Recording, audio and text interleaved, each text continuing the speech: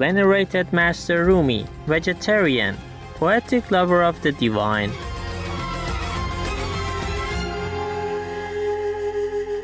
A venerated enlightened master, humanist, poet, and theologian, Maulana Jalaleddin Muhammad Balkhi Rumi, known simply as Maulana in Persian and around the world as Rumi, embodies universal love and understanding that is unfettered by the bounds of tradition. He was and continues to be revered by people of all paths and all faiths because his words and life teach us love, peace, harmony, and unity with God. Rumi's visions, words, and life teach us how to reach inner peace and happiness to achieve true global peace and harmony.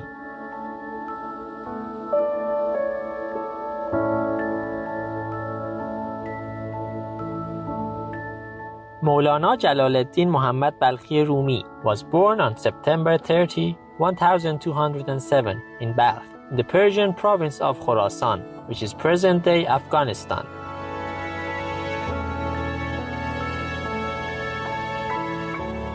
Maulana means our master. He and his family of theologians settled close to Konya, which is now in Turkey.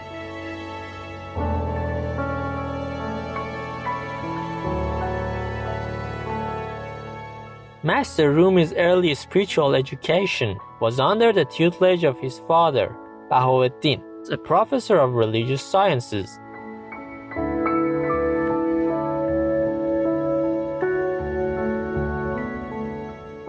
When the great scholar, Sufi Burhaneddin Termiti, arrived in Konya, Rumi studied under him for 9 years.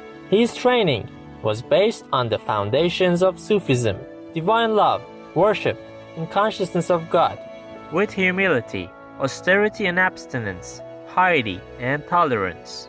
Rumi learned that to serve others is to serve God.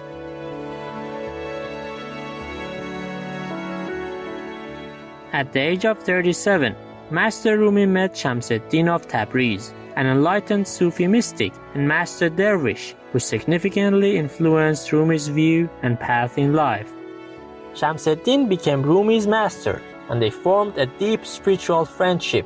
Shams introduced Rumi to music, poetry, and dance as a mystical way of connecting with the divine. With Shams's guidance, Rumi was able to awaken his deeper metaphysical nature.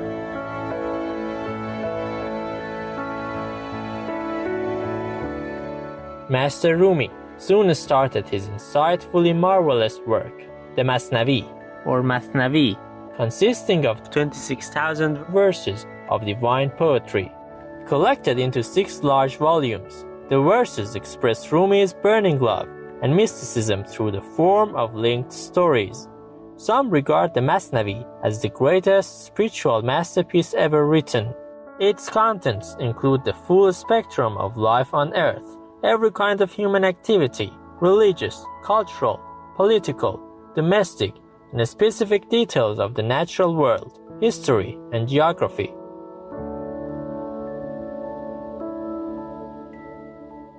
Master Rumi believed passionately in the use of music, poetry, and dancing as a path for reaching God. He believed music could help devotees to focus their whole being on the divine, and to do this so intensely that the soul was resurrected. It was from these inspirational experiences that the practice of whirling dervishes developed.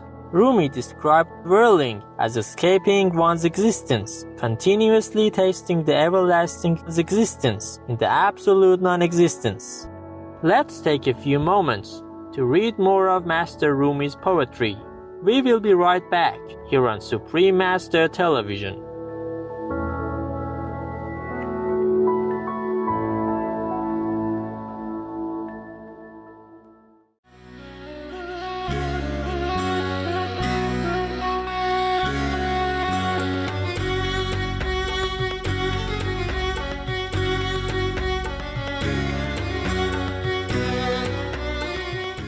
Welcome back to the venerated Master Rumi, vegetarian, poetic lover of the divine. The order of the Maulavi and the whirling dervishes were founded by Master Rumi's followers.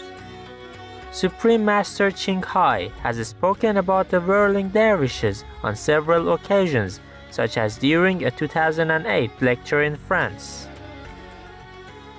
You know the dervish? The dervish is one of the Muslim tradition, yeah? The dervish, they dance, a lot, They have the hat and then they have a jacket and then the robe very long, they're white, and then when they dance like this, the dervish. Rumi is one of the dervish master.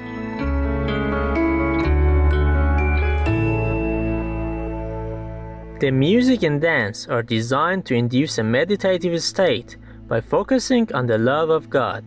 In the Maulavi tradition, Sama represents a mystical journey of a spiritual ascent, further away from the mind and toward perfect love.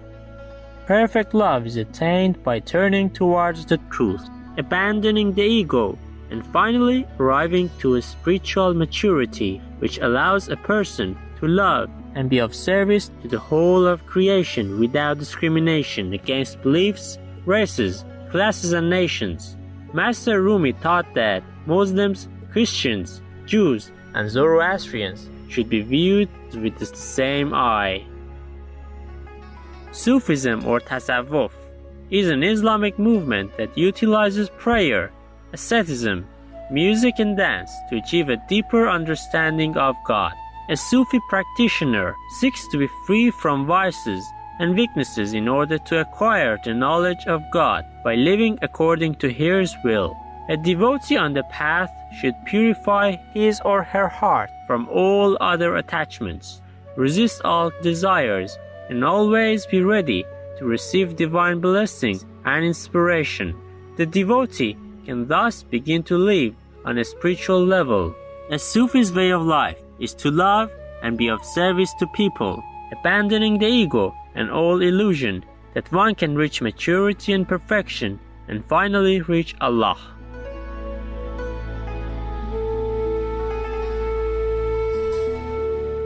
By revolving in harmony with all things in nature, the Samazan testifies to the existence and majesty of the Creator, confirming the words of the Holy Quran. The Sama ritual unites three fundamental components of human nature: the mind, the heart, and the body. The whirling dervishes turn timelessly and effortlessly.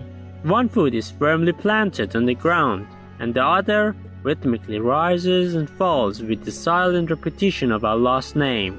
In the symbolism of the Sama ritual, the Samazan's hat, called a sekke, represents the ego's tombstone, and the white skirt, the ego's shroud. A black cloak is removed to reveal the truth, and the dervish is spiritually reborn. Commencing the Sama with arms crossed, the Samazan resembles the number 1, symbolizing God's unity. The arms open as the dervish begins to whirl.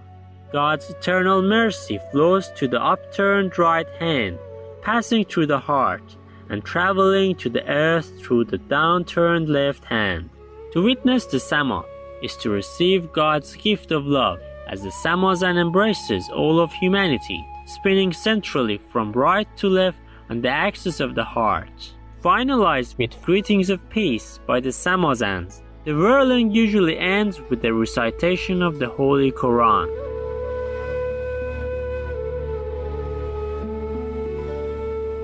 When his beloved and respected master, Shams of Tabriz, passed away, Master Rumi continued to compose his works and started to live in seclusion and abstinence, practicing asceticism. He manifested his gratitude and love for Shams through music and dancing.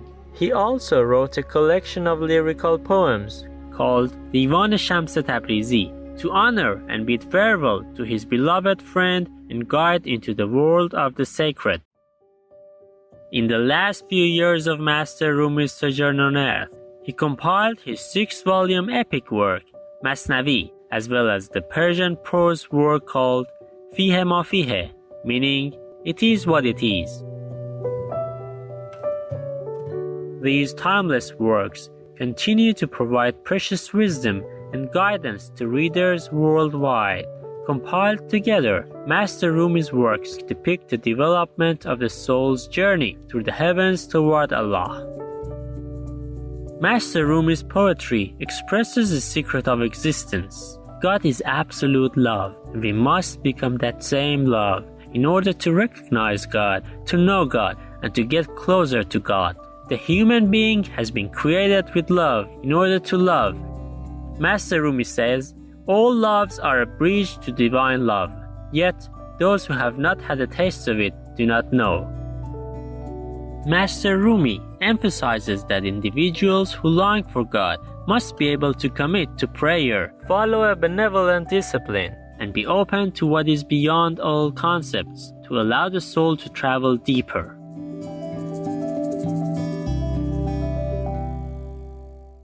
Master Rumi found that as we become one with God, the inner wisdom, the knowing without knowing, extends boundlessly in all directions, and by following God's will, this vast wisdom should ultimately be used to uplift the world.